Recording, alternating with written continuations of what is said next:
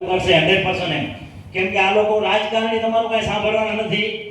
સમજ્યા મહાદેવભાઈ? આજ તો હકીકતમાં ગૌતમભાઈને ધન્યવાદ કહેવાય. આટલા માણસો ભેગા કર્યા. હજી આનાથી વધારે પણ સંખ્યા થવી જોઈએ. ઘણી સંખ્યા થવી જોઈએ. ઓછામાં ઓછી 5-6 હજાર જણા થવા જોઈએ. અને એક સાથે તમે કચ્છની અંદર જાઓ અને સાહેબ રાડ ન વાગી જાય તો નકામી વાત છે. અને એમ છતાં જો ન માને ને તો આપણા હાઈવે એના બાપનો નથી. હાઈવે બંધ કરો. બધાએ ઘરો ઘરથી ટ્રેક્ટર કાઢો, જૂના ભંગાર સાધન કાઢો. અરે હાઈવે ઉપર રાખી દો. અને સરકારની જો આંખ ઉઘડીને જો મોદી સાહેબનો મેસેજ આવે ને તો નકામી વાત છે સાહેબ. આ હાઈવે બંધ કરાવો.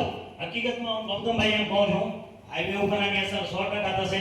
મેં મારા ભાઈને પણ આ વાત કરેલી અને હાઈવેની વાત કરી કે અમારાથી ન થાય, અમે બંધારણમાં છીએ, અમે આ કોઈ વસ્તુ કરી શકવાના નથી.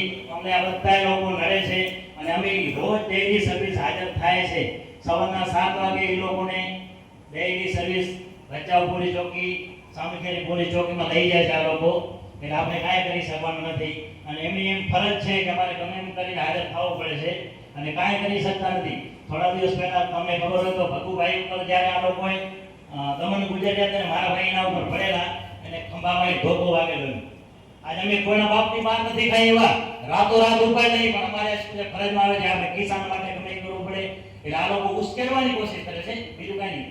ઉશ્કેરવાની કોશિશ કરે, આ લોકો મારકૂટ કરે, પોલીસ વાળાથી કાંઈ પણ મગજમારી કરે તો આ લોકો એનું ગમે એ રીતે આપણને પોઈન્ટમાં લઈ અને આપણને ગમે એ રીતે નીચા પાડવા માંગે છે.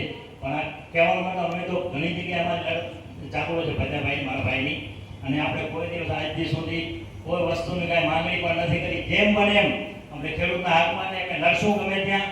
અને અમે ગમે ત્યારે તમારે એવું નહીં તમને રાતના 12 વાગે ફોન કરજો. એ રાજધાની અહીંયા મુંબઈમાં આવીને ઘણા કહી ગયા છે કે અમારે રાતના 12-1 વાગે ફોન કરજો, અમે હાજર હશું. અમારે 12-1 વાગે ફોન કરવાનો જરૂર નથી. ધોળે દિવસે અમારે ફોન કરવા પડે તો તમે ફોન નથી ઉપાડતા.